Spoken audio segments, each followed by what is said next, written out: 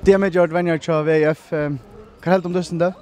Ja, det var väldigt god väl lagt dyster, men Chile för akkurat så var vi ett attanför då i distrum var flera dagar, men vi var attanför 8 mål för alla och vi kom ju över vi och vi spelade faktiskt en fin dist och ja, Chile där man tappar så man självande vann brotten, men jag vet inte, vi kunde ta en gott vi frist.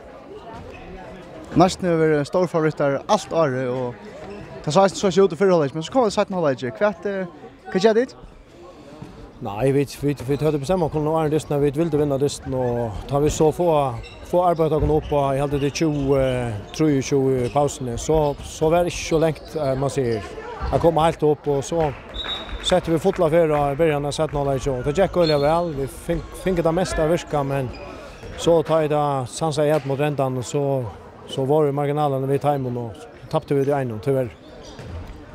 Är det stolt att spela mot en Lig som nästan hade blivit så jämnt.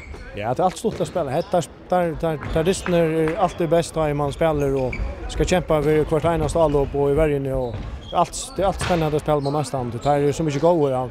Hvis man inte spelar 100% och alla tog in 2-3 minuter så kan man riskera att få bänkmålen. Kan säga man vill spela en 18 en tulligande dist, man är så när vi tar framför en löte och så tappar man en mål. Nej, inte man säger inte början. Nu ska det lugga få sådana där. Man är inte van på att skuffa när man är tapp, men så kommer det där efter morgon och så tar vi allt det goda vi tar några bitchar, vi tar det funnit alla spel. Vi tog ju gott värjespel, gott målmanspel och gott kontraspel så. Vi tar bitarna vi och kommer till den nästa dist och här är det gott bitchar.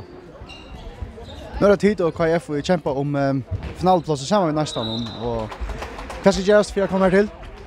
Nej, vi tar en dist om värna. Vi tar KF nästa dist och så rönar vi att vinna tandisten och så får det söka så är en dist att ta vi tar still i roll en dist om värna. Det är tack för samman och gå edna till FM. Tack för det.